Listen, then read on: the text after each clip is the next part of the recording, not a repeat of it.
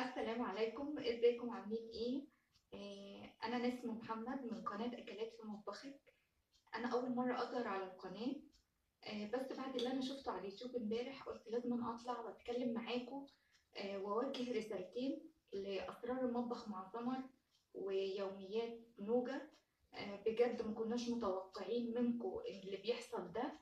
مش بعد ما بقيتوا قنوات مثلا معروفة او قنوات كبيرة يحصل ما بينكم كده. يا ريت يا جماعة العتاب يبقى ما بينكم، ولو حتى 10 يوم يا جماعة. ما ينفعش اللي انتوا طالعين تعملوه بعد ما قنواتكم كبرت بالطريقة دي وبعد ما الناس حبتكم. ما ينفعش. احنا لما بنعمل قناة هدفنا ان احنا نبقى الناس دي حبايبنا، الناس دي تبقى اصدقائنا. ما ينفعش ان الناس تشمت فينا. ما ينفعش ان الناس في ناس، مش كل الناس، تستغل الموقف ده. كل واحد يطلع يتكلم ويقول شوفوا عملوا ايه في بعض، شوفوا بعد ما كبروا ايه اللي حصل، بعد ما قنواتهم عملت رموا واحدة عملوا. ما ينفعش الكلام ده. محدش عارف ايه اللي ما بينكم. محدش عارف. آه انتوا كنتوا اصحاب في يوم من الايام حتى ولو يوم واحد. محدش عارف الكلام ده. انتوا بس انتوا اللي عارفين. ايه اللي ما بينكم. انتوا اللي عارفين صداقتكم دي دامت قد ايه. العتاب يبقى ما بينكم وما بين بعض حتى لو انتوا مش هتكملوا مع بعض او هتفترقوا. بلاش كل قناة تستغل الموضوع ده وتستغل الكلام اللي انتوا طلعتوا قلتوه كل واحد قاله في قناته. ما ينفعش. الناس يعني هتستغلوا أسوأ استغلال. بجد الناس هتستغلوا يا جماعة أسوأ استغلال. وزي ما قلت لكم يا جماعة ان القنوات اللي احنا بنفتحها دي بنفتحها صدقوني. بنبقى بنشغل بيها وقتنا. بنبقى بنتعرف على ناس كويسة من كذا بلد ومن بلاد حوالينا ومن بلاد عربية. مش مثلا حد مستني ان هو يعملها علشان يطلع يبقى من احسن القنوات ويقفل القنوات التانية. لا، محدش عايز يقفل لحد قناته. محدش. دي الناس اللي انا بكلمكم عنها دي الناس المحترمة. دي الناس اللي عايزة ان هي آه، يعني ايه تحافظ على بعضها. في قنوات تانية بتبقى طالعة مستغلية اي موقف، عايزة تقفل للتاني القناة. طب ليه؟ طب ليه ان انت تقفل للتاني القناة ليه؟ او تتكلم كلمة مش كويسة على قناة تانية ليه؟ انت مالك ومالها اصلا؟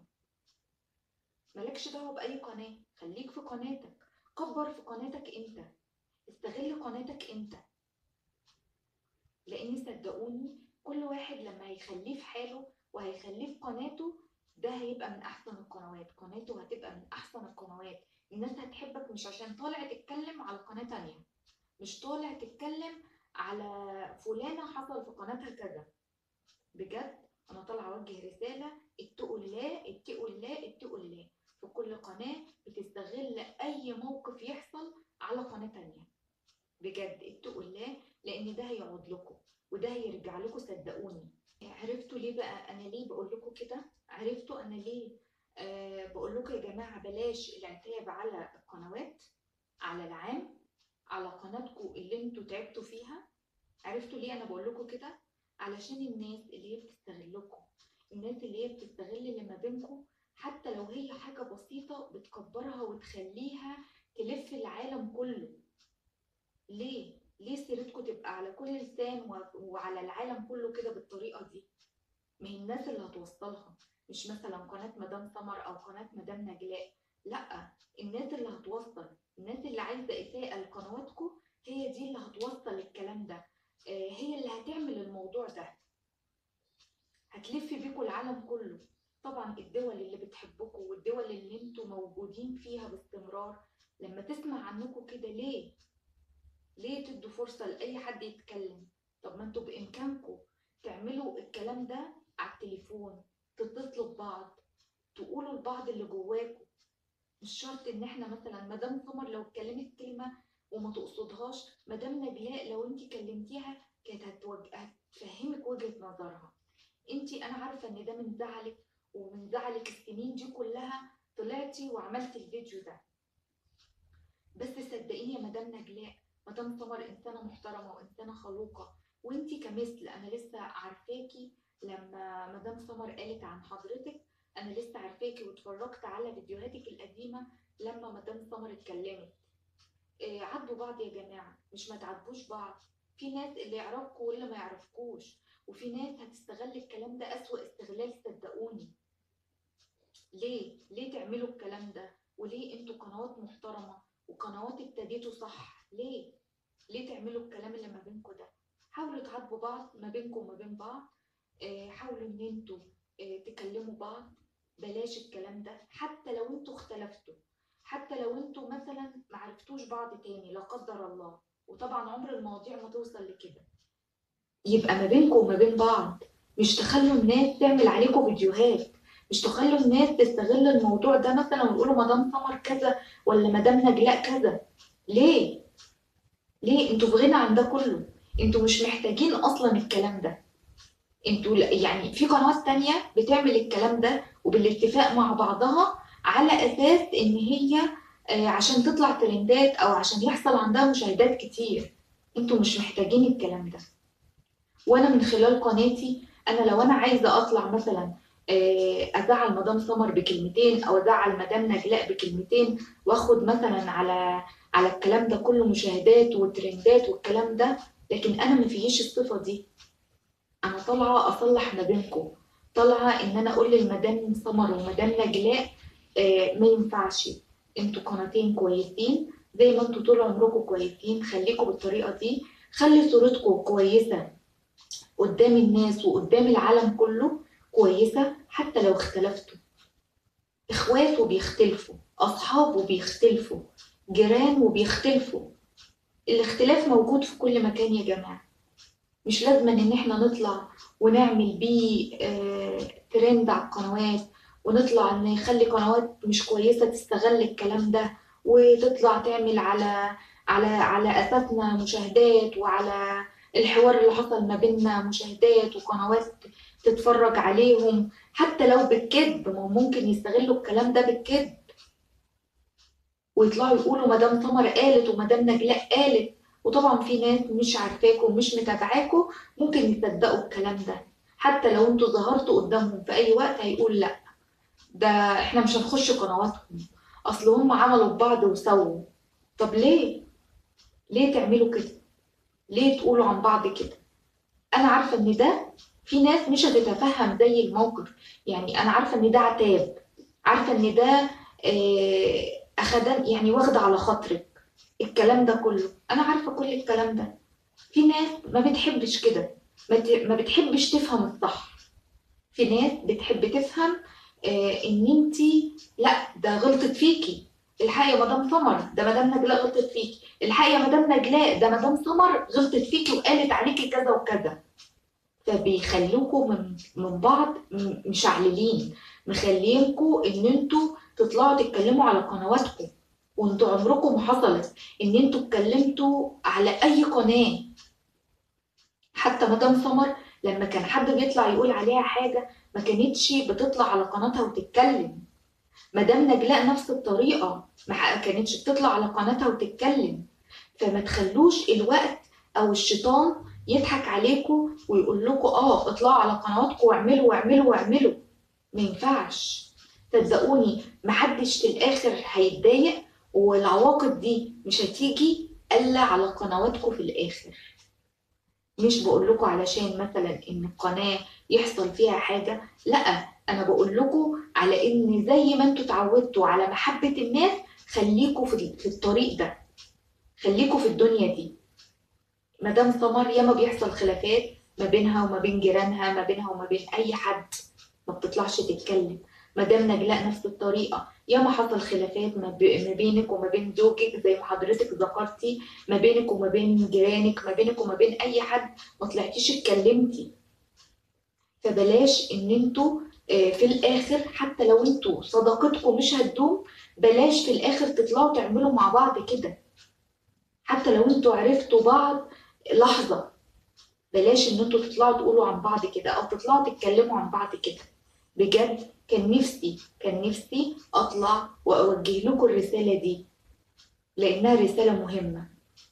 صدقوني مش عشان اي حاجة، ده علشان ان صعب عليا القناتين، صعب عليا مدام سمر الانسانة المحترمة، وصعب عليا مدام نجلاء الانسانة المحترمة. صعب عليا ان هم يطلعوا بالطريقة دي ويحصل ما بينهم الكلام ده.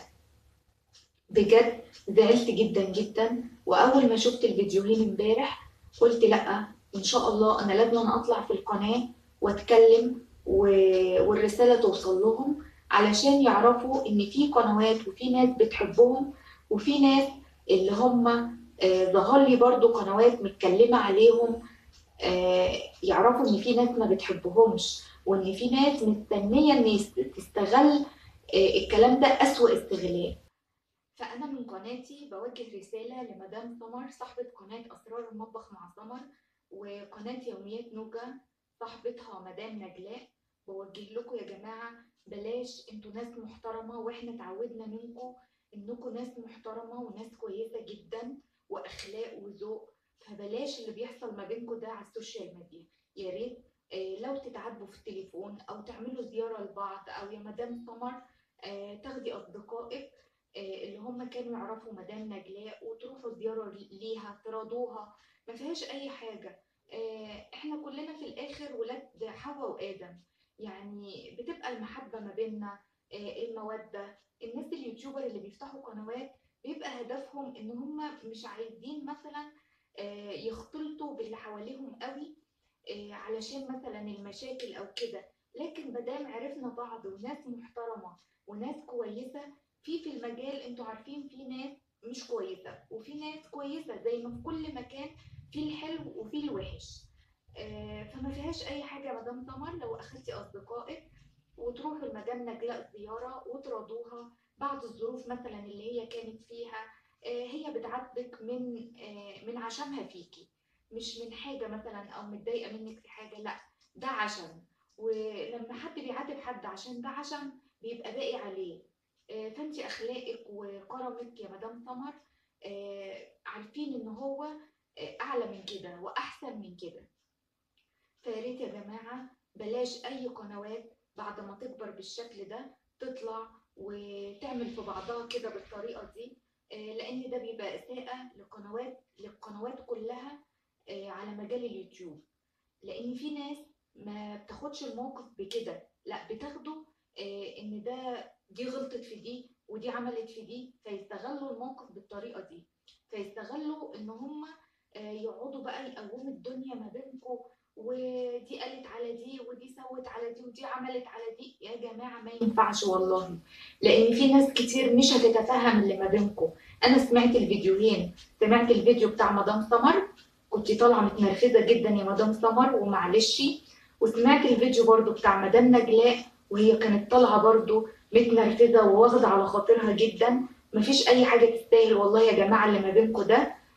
كلنا في الاخر ولاد حواء وادم، سواء قناه صغيره قناه كبيره، كلنا في مجال واحد، وكلنا فاتحينها محبه. كلنا فاتحين القنوات دي محبه للناس، محبه لكل اللي بيشوفونا، محبة لبعضنا. ما فيهاش أي حاجة، ما فيش قناة كبيرة وقناة صغيرة. كل القنوات كويسة وكل القنوات محترمة، إلا القنوات اللي بتطلع تشمت، وإلا القنوات اللي هي بتطلع تتكلم على بعضها. ما ينفعش، ما ينفعش.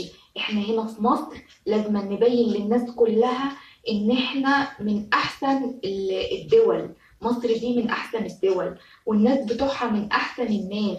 زي ما طول عمرنا الناس عارفانا بالجدعنة والاسلوب الكويس والاسلوب المحترم، عايزين نخلينا كده. مش عايزين اي قنوات عربيه او اي قنوات تدخل في النص تقول لا ده مش كويسين، ده بعد ما كبروا بيعملوا كده ببعض، ده بينسوا الجميل لبعض. ما ينفعش، صدقوني ما ينفعش. عاتبوا بعض، انا بقولكوش ما تعاتبوش بعض، بس عاتبوا بعض ما بينكم وما بين بعض. انتي هتقولي اللي جواكي وهي هتقولي اللي جواها، وفي الاخر هتتعاتبوا وهتتصافوا. لكن لما هتطلعوا على السوشيال ميديا الموضوع هيكبر اكتر من كده، وممكن يأثر على قنواتكم بالسلب. يعني ممكن ناس تتعاطف، ممكن ناس تتعاطف مع مدام نجلاء، وممكن ناس تتعاطف مع مدام سمر. طب ليه احنا ليه زرعنا هنا وسط الناس ان يبقى في فريقين؟ ليه ما نبقاش كلنا كويسين؟ ليه ما تبقاش قناة مدام نجلاء يوميات نوجة، وقناة مدام سمر أسرار المطبخ مع سمر، وقناة أكلات في مطبخك؟ بتاعتي وقنوات كتير حلوة كتير تبقى أصدقاء. محدش عايز من حد حاجة، محدش عايز إن حد مثلا يشوفه، كلنا مرئيين ومسموعين الحمد لله. واللي حابب يدخل على القناة بيدخل، كل واحد بمزاجه. لكن انتوا كده بالطريقة بتاعتكم دي هتأثروا على قنواتكم بالسلب، صدقوني. انتوا مش عارفين ان الموضوع ده دلوقتي ممكن كده، ممكن بعد ما طلعتوا بالطريقه دي وقنواتكم كبرت بالطريقه دي، تيجي فجاه تنزل من الاسلوب اللي هيحصل ما بينكم ومن التقويمات اللي هتحصل ما بينكم من القنوات التانية. في ناس كتير وانتوا عارفين كده ان هي بتستغل المواقف دي. فما فيهاش اي حاجه المره دي بعضنا، دي ما فيهاش اي حاجه. نكلم بعض على التليفون، نكلم بعض مع زيارة مع بعضينا، ما فيهاش اي حاجة زي ما كنتوا بتعملوا زمان، ان انتوا تخرجوا خروجة مع بعض او ان انتوا تقعدوا مع بعض. دي ما فيهاش اي حاجة، وكل واحد يصور فيديو وكل واحد يطلع قدام الناس ويقول لهم احنا الحمد لله ما فيش اي حاجة واحنا اتراضينا وفي محبة ومودة ما بيننا. فما ينفعش، ما ينفعش اللي بيحصل ما بين قناتين كويسين بالطريقة دي.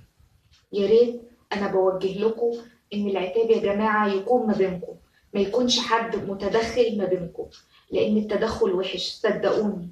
ان حد يتدخل ما بينكم ده وحش جدا. فيا مدام سمر بعد اذنك، ويا مدام نجلاء بعد اذنك، يا ريت تتصافوا مع بعض، ويا ريت تكلموا بعض على التليفون، ويا ريت تلغوا الفيديوهات اللي انتوا عملتوها بالطريقه دي، لان انتوا الاتنين قنوات كويسه. ما ينفعش نشوف مدام سمر بالطريقه دي، ما ينفعش نشوف مدام نجلاء بالطريقه دي. الحمد لله على سلامتك. ويا مدام سمر ما تزعليش من مدام نجلاء، دي كلها امور عاديه. وياما الاخوات بيتخانقوا ويرجعوا يتصافوا. اعتبروا بعض كده، اعتبروا بعض اخوات، بلاش تشيلوا من بعضكم. ومدام سمر قالت في نهاية الفيديو بتاعها، في نهاية الكلام بتاع اللي كانت بتتكلمه، قالت يا مدام نجلاء انت على عيني وعلى راسي، والفيديو اللي انت حباني اعرضه لك او اي حاجة هي تحت امرك فيها. الست كويسة ومشكورة، ما زعلتش من اللي حصل. تفهمت الموقف بتاع مدام نجلاء والكلام اللي هي قالته، فتفهمت الموقف جدا وطلعت وقالت الكلمتين دول. في اول الفيديو كانت متنرفزه، بس دوت من زعلها شويه ومن كلام الناس عليها، لان في ناس كتير استغلت الكلام ده بأسوأ استغلال، فده زعل مدام سمر. ومدام نجلاء من نرفزتها ادت للناس فرصه ان هي تتكلم. فيا ريت تعاتبوا بعض ما بينكم وما بين بعض. في الاخر صدقوني مش هتاخدوا من ورا كل ده غير بجد، مش هتطلعوا مثلا ترندات ولا الكلام ده، لا هتاخدوا من ورا الكلام ده كله حاجات مش كويسة. وزي ما الناس واخدة على مدام سمر ان هي انسانة محترمة وانسانة كويسة، طبعا ده هيتنيه في صورة الناس وفي عيون الناس. وطبعا مدام نجلاء بعد ما رجعت للسوشيال ميديا تاني، الناس اللي عارفاها والناس اللي مش عارفاها ان شاء الله هيتفهموا موقفها وهيقدروا اللي هي كانت فيه. وان مدام سمر ما كانتش تقصد، هي قصدها ان هي انشغالاتها في بيتها واولادها، والاولاد بيكبروا وانتوا عارفين دي كلها مشاكل وانشغالات. يا ريت يا ريت القناتين يعاتبوا بعض ما بينهم وما بين بعض، ما يدوش فرصة لحد يا جماعة. بأمانة أنا طالعة، أنا أول مرة أظهر على قناتي، بس بجد اللي أنا شفته امبارح هو ده اللي خلاني أطلع. قلت أطلع أتكلم معاكم وأوجه رسالة لمدام سمر ومدام نجلاء، لأن كده بجد ما ينفعش، ما ينفعش بجد. أنا قناتي أكلات في مطبخك، أتمنى إن هي تنول إعجابكم. وأنا كنت طالعة إن أنا أوجه الرسالة دي لمدام سمر ومدام نجلاء، لأن أنا بجد صعب عليا بجد إن أنا أشوف قناتين بالشكل ده. في يوم من الأيام لو أنا كبرت زيهم كده بقناتي، هل أنا هيجي عليا يوم إن أنا أعمل مع حد كده أو حد يعمل معايا كده؟ بجد صعب عليا الموقف جدا. صعب عليا مدام سمر إنسانة محترمة ومدام نجلاء إنسانة خلوقة ومحترمة برضو. فصعب عليا بجد إن هما يطلعوا يعملوا كده مع بعض. إحنا واخدين على إنهم ناس محترمة وحبينا السوشيال ميديا وحبينا اليوتيوب، يبقى خلاص ما نطلعش نتكلم على بعض علني قدام اليوتيوب بالطريقة دي، نعاتب بعض، ما بقولش ما تعاتبوش بعض، بس ما بينكم وما بين بعض اطلعوا بمحبة، اظهروا بوجه حلو، بلاش الوجه ده يظهر يا جماعة منكم. عاتبوا بعض ما بينكم وما بين بعض، اتكلموا، كل واحد يقول اللي جواه، كل واحد يفضفض باللي هو عايزه ما بينكم وما بين بعض. لان زي ما قلت لكم في ناس كتير مستنيه توقع قنوات بسبب حاجات زي كده، ومستنيه ان هي تقوم ما بينكم بالطريقه دي. ما صدقوا مدام سمر طلعت عملت فيديو، مدام نجلاء طلعت عملت فيديو، لا يستغلوا بقى الكلام ده بأسوأ استغلال. ما ينفعش يا جماعه. اتمنى ان انتوا تصفوا اللي ما بينكم وما بين بعض. والله احنا لو يعني انا لو في مقدرتي ان انا اجيلكم ونجمع قنوات ونعمل محبة وتصالح ما بينكم، انا انا كنت لو اقدر على كده كنت عملته. بس صدقوني انتوا عشان بعيد عني عن المكان اللي انا فيه، فعشان كده طلعت من خلال قناتي ان انا اوجه الرسالة دي لمدام سمر ومدام نجلاء، الناس المحترمة، الناس الخلوقة اللي اتعودنا منهم على طول على الاحترام وعلى الذوق والأخلاق بجد.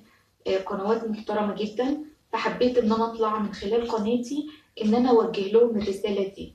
أتمنى مدام سمر تسمعي الفيديو بتاعي، أتمنى يا مدام نجلاء تسمعي الفيديو بتاعي. قناة صغيرة بس حبيت إن أنا أطلع أقول لكم الكلمتين دول، مش من خلال حاجة والله، ولا عشان تجيلي مشاهدات، ولا الحمد لله أنا مش محتاجة حاجة. أنا عاملة القناة دي للرفاهية. انا بس صعب عليا ان انتوا تطلعوا بالطريقه دي، ان انا اشوف مدام سمر كده وان انا اشوف مدام نجلاء بالطريقه دي. فده اللي صعب عليا، وده اللي خلاني اطلع اتكلم معاكم واوجه رساله للقناتين. ويا رب ان شاء الله ان انتوا تسمعوهم، وربنا يهدي الجميع باذن الله. اتمنى ان انا اسمع عنكم كل خير، واتمنى ان التصالح ما بينكم يتم، واتمنى ان العتاب ما بينكم يتم، وتصفوا اللي ما بينكم وما بين بعض. اتمنى ان انا اشوفكم فيديو قريب مع بعضيكم مصفيين كل حاجه وطالعين بمنتهى المحبه والاخوه اللي ما بينكم اللي احنا اتعودنا عليها. تطلعوا فيديو حلو كده تفرحوا الناس اللي بتحبكم، مش الناس اللي عايزه تشمت فيكم. زي ما قلت لكم بكررها لكم تاني، تفرحوا الناس اللي بتحبكم مش الناس اللي عايزه تشمت فيكم. ده هيبقى خبر حلو جدا لما نشوف القناتين مع بعض. ان شاء الله ربنا يعمل لكم اللي فيه الخير، وما نشوفكوش في حاجه وحشه تاني او حاجه تبقى فيها اساءه ليكم تاني. ان شاء الله اتمنى ان الفيديو يكون هيعجبكم، واتمنى ان التصالح يتم قريب والعتاب يتم قريب. احلى واجمل متابعين في الدنيا، شرفتوني في قناتي.